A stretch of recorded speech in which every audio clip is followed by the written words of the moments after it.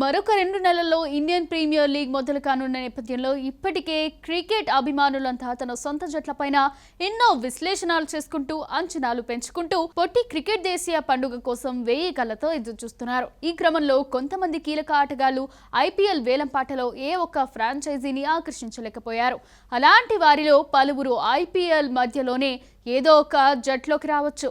అది ఎలా, ఏ ఆటగాళ్లకు మరలా ఐపీఎల్లో తమను తాము నిరూపించుకునే అవకాశం ఉంది అనేది ఒక్కసారి చూసేద్దాం. ఐపీఎల్ వేలం అంటేనే ఎంతో నాటకీయంగా జరుగుతుంది. ఖచ్చితంగా పెద్ద మొత్తానికి అమ్ముడుపోతారు అనుకున్న ప్లేయర్లు ఎంతో అనూహ్య రీతిలో ఎవరు కొనుగోలు చేయకుండా మిగిలిపోతే అసలు పేరు కూడా తెలియని యువ క్రికెటర్లు రాత్రికి రాత్రే కోటీశ్వర్లైపోతారు. ఇలా ఎంతో మంది భవిష్యత్తు మార్చేసిన ఐపీఎల్ గత కొంతకాలంగా ప్రతి ఏడాది ఫామ్లో లేని భారత ఆటగాళ్లకు ఎటువంటి అవకాశం ఇవ్వడం లేదు.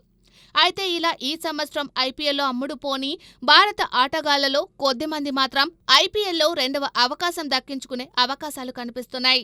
ఏదైనా జట్టులోని ఆటగాడు గాయం కారణంగా టోర్నమెంట్కు దూరమైతే ఆ జట్టు మరొక ఆటగాడిని అదే ధరకు రీప్లేస్మెంట్ గా జట్టు లోనికి చేర్చుకోవచ్చు. అయితే ఆ జట్టు తమ 12వ మ్యాచ్ లోపల ఈ నిర్ణయం తీసుకోవాల్సి ఉంటుంది. ఈ వెసులుబాటు వల్ల కొంతమంది భారత ప్లేయర్లు లాభపడే అవకాశాలు ఉన్నాయి. అటువంటి ప్లేయర్లు ఎవరో, వారి అవసరం జట్లకు ఎందుకు ఉంటుంది అన్నది ఒకసారి చూద్దాం. మొదటగా భారత యువ డాషింగ్ ఓపెనర్ పృథ్వీ షా పైన ఫ్రాంచైజీలు ఆసక్తి చూపవచ్చు.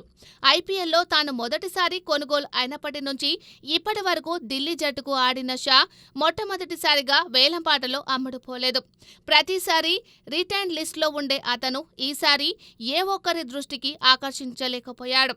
ఇందుకు అతని ఫిట్నెస్, డ్రెస్సింగ్ రూమ్లో వ్యవహరించే శైలి, ఫామ్లో లేకపోవడం పలు కారణాలు చెప్పవచ్చు.